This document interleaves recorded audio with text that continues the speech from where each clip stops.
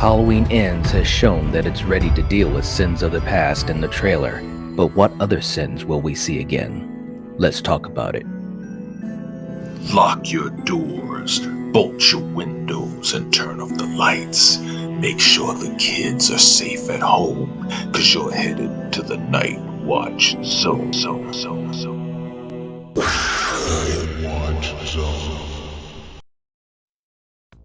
Welcome to the channel, ladies and gentlemen.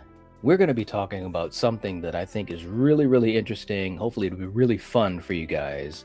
In the Halloween Ends trailer, we saw some, how do I want to say it? We were kind of taking a stroll down memory lane, so to speak, pun intended, especially in the POV tracking shot. And it made me start to think about the callbacks that we've seen in these movies so far. And we know that David Gordon Green has said that they wanted to have winks and nods to the previous movies in the franchise. And we've seen a lot of those things, you know, whether it's been the flashback scene in Kills.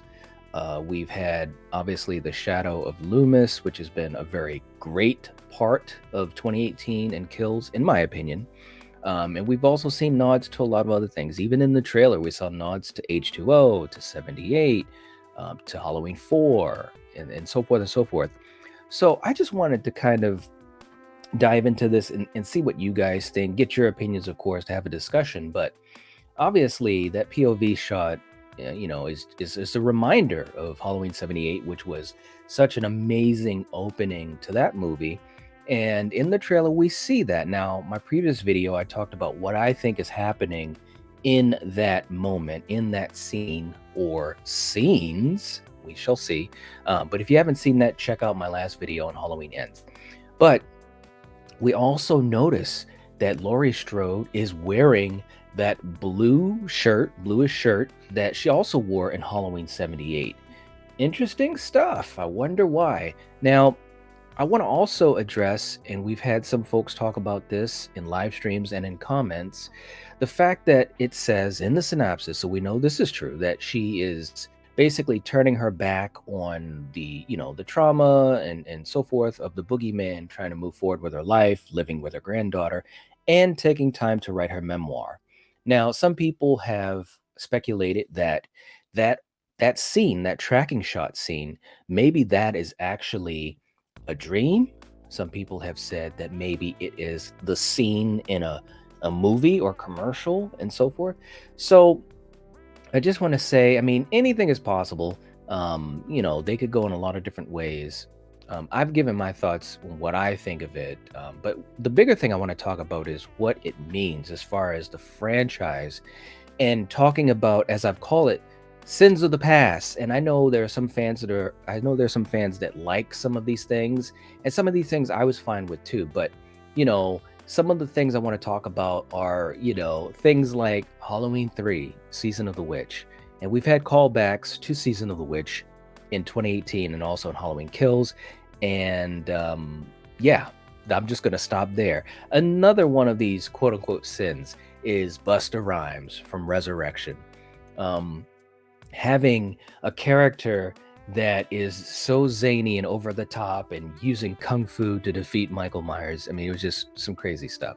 Another one I want to bring up is the White Horse connection, the psychological or whatever you want to call it link that Michael had with his mother. And seeing the White Horse, you know, Sherry Moon Zombie and the White Horse kind of just walking around and so forth. That was a tough pill for a lot of people to swallow. I wasn't really a big fan of it myself. I understood what Rob Zombie was trying to do, but I just think the way it was executed, I wasn't really a big fan of that particular aspect of the movie. Plus, it just made it seem, I don't know, it made Michael not seem as, I don't know. He just seemed different because it was almost like he would stop, and then, you know, they were obviously playing what was going on in his mind, but it wasn't executed that well, in my opinion. Not a big fan of that particular aspect of Rob Zombie's Halloween 2. But of course, we got to talk about the curse of Michael Myers, the cult of Thorn, also the fact of what happened between him and his niece. These were just these are just some rough situations going on, and also the fact that he was being controlled by the cult, Dr. Wynn, and the runes and all that type of stuff. So that was another one of those sins of the past. Another one we want to throw out is just the fact of the mask. In this movie, in Halloween Ends, I'm speculating that we have the regular mask that Michael's been wearing in 2018 and Kills, and another one. Now, we know that Corey Cunningham is supposed to don the mask and possibly be a copycat. We'll see. I don't think he's going to be a copycat killer, as I said in my last vid, but we'll see. But that mask looks different. Now, from what we can see in the trailer, everything looks pretty good as far as how the mask looks, which is a big sin of the past that we've seen in many of the sequels, most notably Halloween 5. That mask, just not a fan of that mask. 4 wasn't that great either. 6, it looked better, but still not great. So that's another one of those sins from the past. The other thing too from Halloween 5, you have that scene where when the mask is off and he has that tear, almost as if he has a duality to himself, Michael having a duality of the shape, but also having that side of him that is human, that did stop, before going after his niece or attacking his niece, who was right there, Jamie Lloyd, played by Danielle Harris. So these are different things that we've seen in the past, and I just wanted to address them and see if any of these things might crop up again in Halloween Ends, and I have a few thoughts. Season of the Witch, that's an easy one. I think we're going to see a wink and a nod to Season of the Witch or Silver Shamrock, one way or the other. I think it's almost a guarantee. In my mind, I think it's just been one of those things that's been shown already, obviously, in 2018 and Kills, and I don't see any reason why we won't see some wink or nod to Halloween of it in Halloween Ends. Now, whether or not it plays a bigger role, that's a different question. I don't think they're going to show that the mask has the Shamrock logo in it or anything like that, but we did see the Silver Shamrock logo on the back of the mask in Halloween Kills. So it stands to reason we're going to see that. Personally, I did not have a problem with Season of the Witch, like a lot of folks do. When I was a kid, I did, because I didn't understand what they were trying to accomplish. But now it's actually a favorite sequel of mine, one of my favorites, I should say. So that's one of them. Good old Busta Rhymes, Freddie Harris himself. We will not see a character like him in this movie, but it's funny because David Gordon Green joked about bringing him back. There were a couple of people on the table that he had been thinking about bringing back into this trilogy, including Busta Rhymes. And, he kind of said that he was kind of being jokey about it, and I believe that. I don't think he was ever really serious about it, but these were all thoughts that were on the table. Same thing with Paul Rudd's character, bringing him back, bringing Paul Rudd back, I should say, as Tommy. So a lot of different thoughts, but there will be no character in this movie that's over the top zany like Busta Rhymes was. There will be no kung fu that will be used on Michael Myers. So we're safe from that one. Although, Busta Rhymes, it was a fun aspect of Resurrection. We have a lot of fun with it on the channel, referencing it. But anyways, we're cool with that one. The White Horse. I don't think there'll be any scenes showing some psychic link between Michael and the White Horse or anything like that. Obviously, this movie takes place, so far ahead, in his life versus how he was depicted in Rob Zombie's Halloween 2 when he was obviously much younger.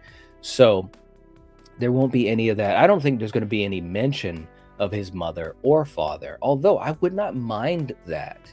If there was some type of mention of it, maybe a file. We know we're going to get Glass Hill and stuff like that. There might be a connection that we will see.